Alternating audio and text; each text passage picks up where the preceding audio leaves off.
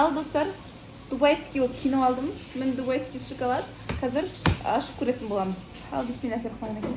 Ал достар, ашпас бұрын бұл шоколадты қалай жасағаным туралы айтып өтсем. Бұл шоколадты жасау барысында алдыңғы қателіктерді қайталамауға тырыстым, және де шоколад менің ойымнан бұл жолы шықты. Ал енді жұмысына кірісеміз. Дубайский шоколад, екінші попытка. Дәл осылай қант ерітеміз да.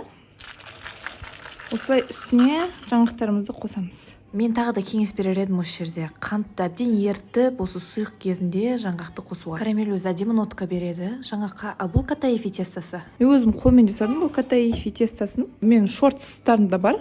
Ресат етіп отырсаңыздар, катаифиді көресіздер.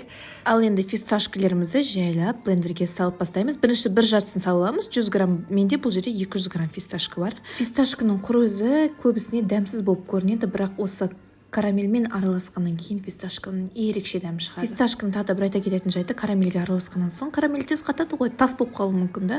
Сондықтан жылы күйінше блендерға салған соң блендерді жайменен жылдамдығын көбейтеміз.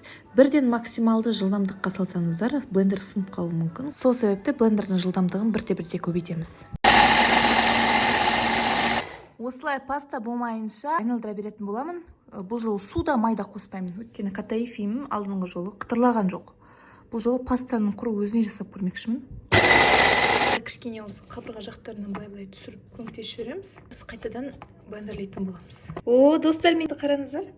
Мына паста сияқты консистенция шығады. Мен май қосқан жоқпын, су қосқан жоқпын ешқандай. 5 минут араластырып тұрдым. Уже мынаны қараңыздар. Май сияқты консистенция шығады. Тағы да бір-екі рет араластырып жіберейінші, мен ештеңе шықпай ма деп ойлап едім.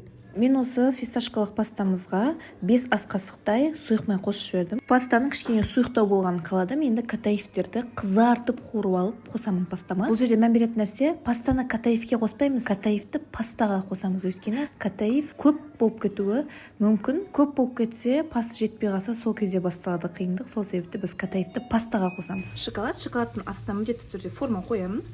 Форма болмаса, мынау асты морозильникке жабысып қалуы мүмкін. Сосын шоколад пытыр-пытыр етіп сынып кетуі мүмкін алған кезде. Сондықтан мен міндетті түрде астына осылай тақтай қойдым. Енді начинкамызды саламыз. Ішіне начинканы молынан салдым. Енді үстіне қалған шоколадты қоямыз. Осылай шоколад қатып қалған болса, микроволновка 2 секундқа салсаңыздар жеткілікті. Максимальный температура 2 секундқа алып салсаңыздар. Қараңыздар, мен қазір салайын десем, шоколадым уже қатып қапты. Көрдіңіздер ма? Қазір бұны микроволновка 2 секундқа салып аламын. Дайын болды. Енді осыны морозильникке жарты сағатқа жібереміз. Видеомыздың бастапқы жағына оралуымызбен ары қарай бірге көрейік не болған. Және. Опа! Біздің дубайский шоколадымыз дайын. Бірақ мен оның мини версиясын істедім. Мини версиясын осының дәмін көреміз. Мінекей. Сол начинка, сол шоколад. Мини версия. Дәмін көрейік. Бисмиллахиррахманиррахим.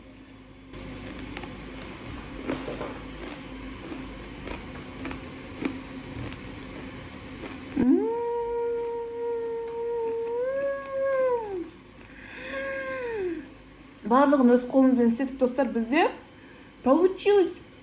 Начинкасы қытырлайтын. Шоколад у нас получилось.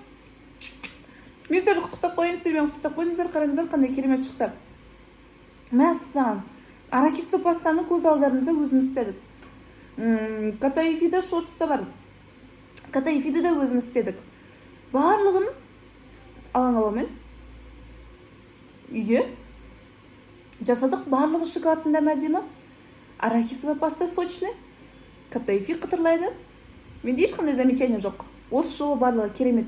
Назарларыңызға өте көп рахмет. Менің каналыма тіркеліп қойыңыздар. Алда әлі пайдалы ақпаратпен өте көп бөлісетін боламын. Келесі видеода кездескенше аман сау болыңыздар. Каналыма тіркеліп, лайк басып, комментарий жазуды ұмытпаңыздар.